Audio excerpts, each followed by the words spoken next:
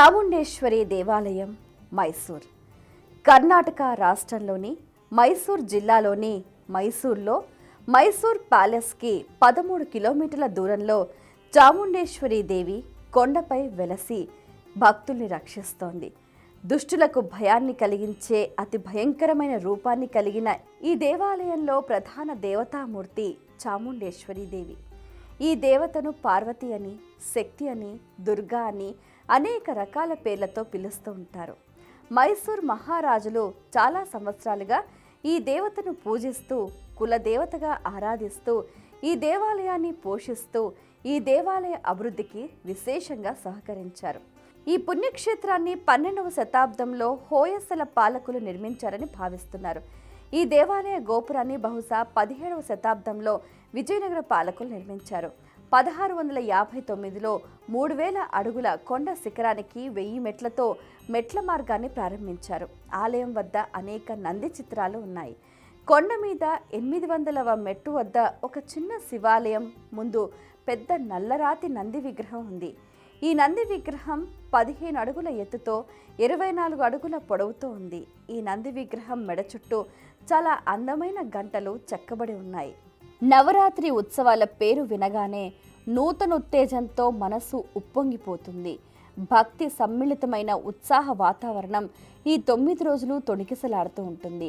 ఓ అద్భుత దివ్యానుభూతికి నిదర్శనమై నిలుస్తుంది.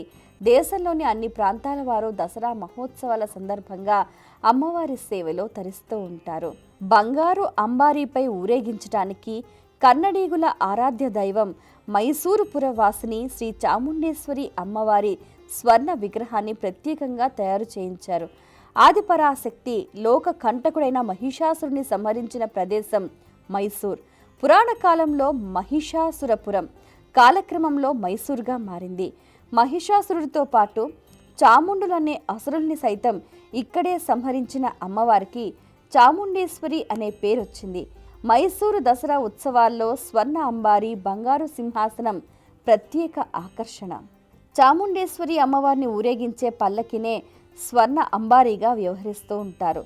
మైసూర్ చాముండేశ్వరి దేవి ఆలయం విశేషంగా భక్తుల కోరిన కోరికలు తీరుస్తూ ఉంది. అలాగే దేవి నవరాత్రుల్లో 5వ రోజు మహాచండికాదేవిగా భక్తులకు దేదీప్యమాన రూపంలో దర్శనమిస్తుంది ఆ తల్లి కరుణా కటాక్ష వీక్షణాలు ప్రతి ఒక్కరిపై ఉండాలని మనస్ఫూర్తిగా ఆకాంక్షిస్తున్నాం.